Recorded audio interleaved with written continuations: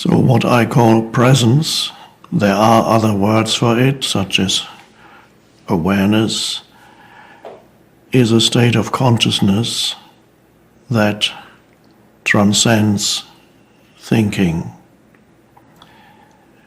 You may have noticed that most of the time you have a voice in your head that never stops speaking, and what I call the voice in the head are your habitual thought processes. For many people, the voice in the head, which is the self-talk, is predominantly unpleasant, because for many people the self-talk tends to be, to a large extent, negative. In fact, there are millions of people in this world who are tortured by their own minds, by the self-talk in the head, which of course is the conditioning of their minds.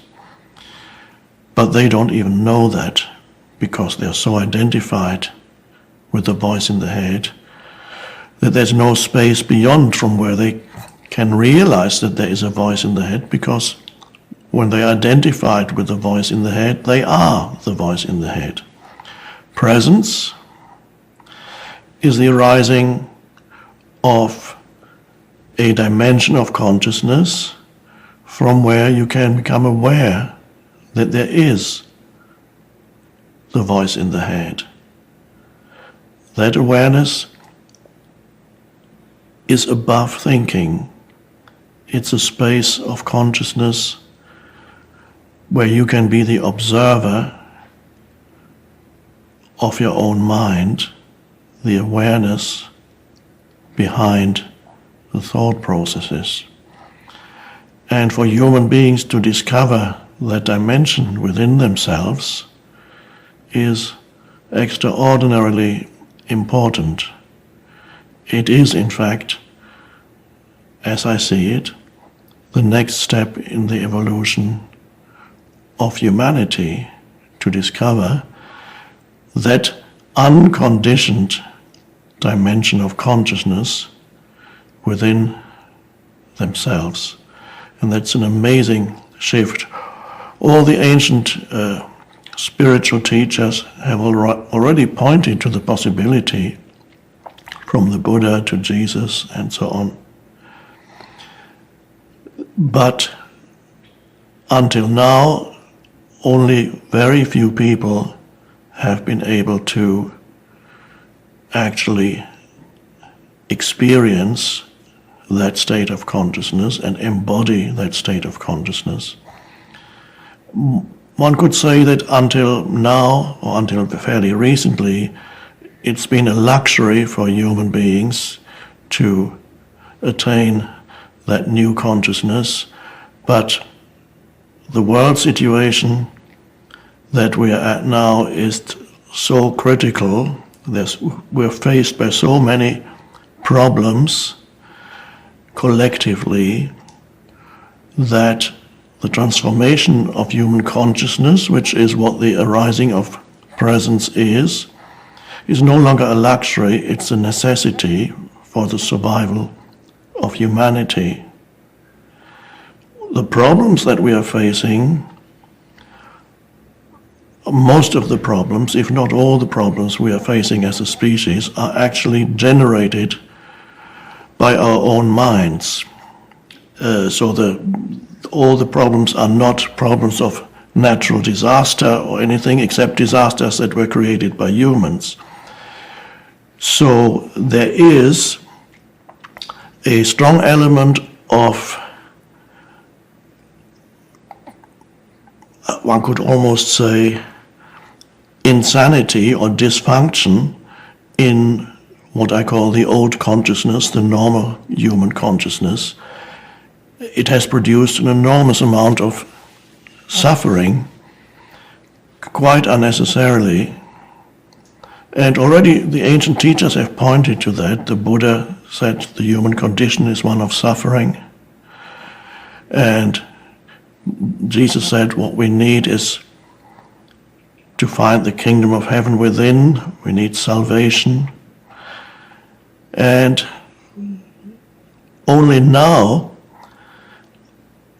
are many, many humans on the planet, still a minority, but far more than ever before, are ready to enter that new state of consciousness and make presence part of their lives, so that there is a shift, for most people a gradual shift, for a few people a radical sudden shift, from the state of consciousness of being identified with the continuous stream of thinking,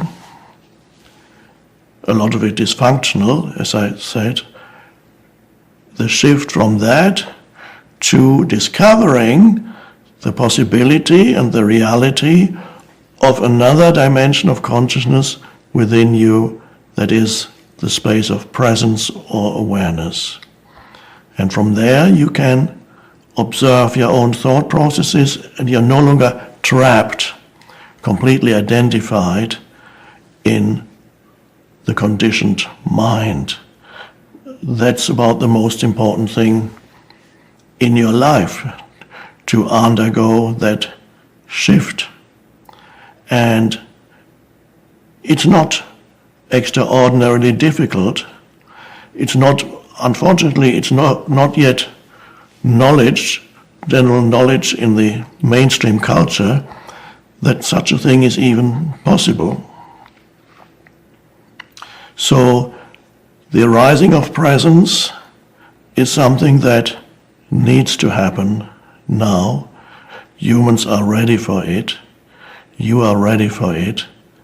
And as this gradually, this new state of consciousness arises in you, you will begin to notice changes in the way in which you react to events in your life, changes in the way in which you relate to other people, and they're all changes for the better. You will find, for example, that situations that before caused you a considerable amount of pain or suffering no longer have the power to cause you that pain or suffering. You'll also discover the amazing truth. You will discover it experientially within yourself. You can verify what I'm saying now by becoming aware of situations in your life and observe how, when you become unhappy in situations, unhappy in whatever form, unhappiness takes on many forms, whether even irritation is a small form of unhappiness, irritation, anger, resentment, many, many kinds of unhappiness, self-pity, and you become aware that the unhappiness in your life, to a large extent, is actually due to the thought processes in your mind rather than the actual situation. So you feel unhappy because, not in majority of cases, not about the situation you find yourself in, but about what your mind is telling you about the situation.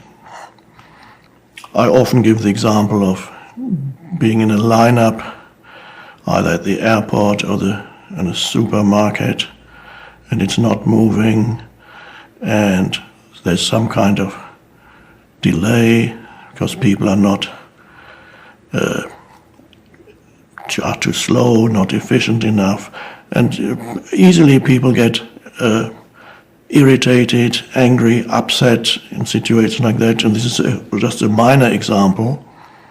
And they believe that they are being upset because of the situation.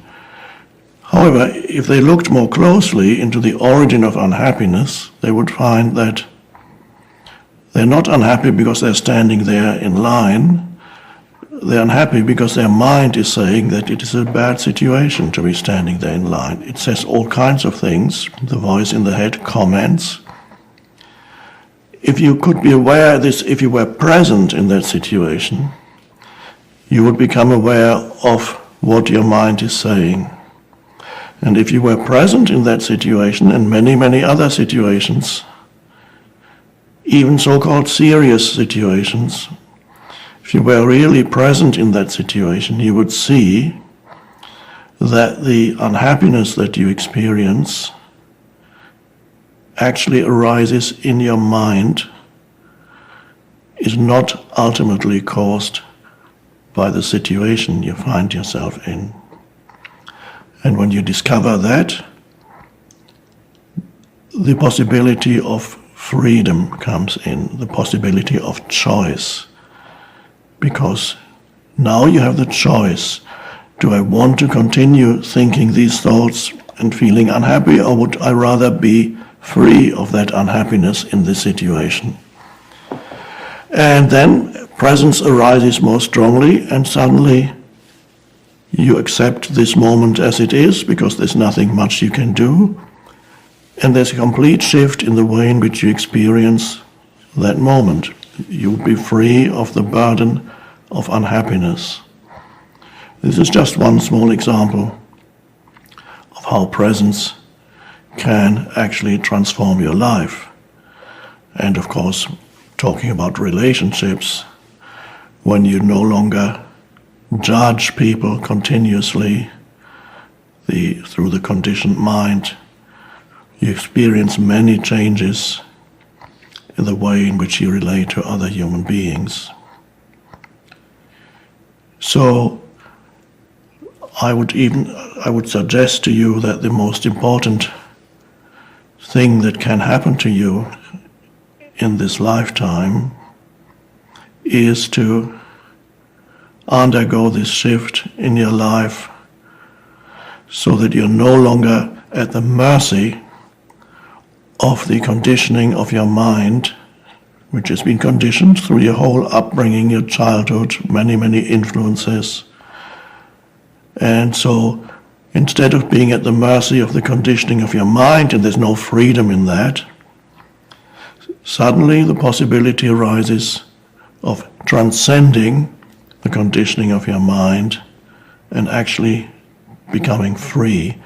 And that's why the term liberation is sometimes used in various spiritual traditions. Becoming free, becoming liberated. Liberated from what? Liberated ultimately from your own mind. And then you're able to use your mind and your thinking ability in a much more effective way. What changes is that you are no longer used by your mind, but you are using your mind. And that's a vast difference. When you're identified with that continuous stream of thinking that ultimately you are not thinking, the thinking happens to you, you don't even know it. You identify with it and you think it's you thinking, but it's just the conditioned mind thinking in you, and you give it a sense of self. But there is really no self in it, as the Buddha already pointed out a long time ago. So there is a shift from being self-identified with the stream of thinking, then discovering that there is a stream of thinking in you, discovering that very often it interprets reality in a certain way that actually produces suffering for yourself and others. And then discovering that you can be free of it. And coming back to the example I just gave just now, a simple situation.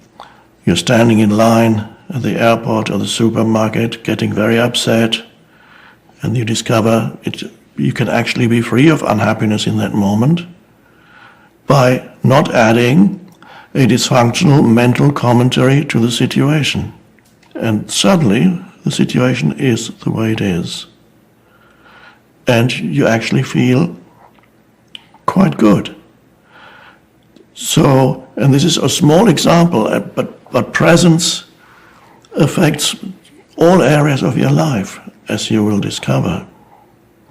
So, if you get a sense of what I'm talking about, and it sounds, oh yes, that's interesting, that means you're probably ready for this shift in consciousness. If, however, you have not the slightest idea of what I'm talking about, and it sounds like a load of nonsense, that probably means you're not quite ready yet, and won't try to convince you that you should be ready. And it also means that you just need a little bit more suffering before you're ready, so we will meet again in a few years' time.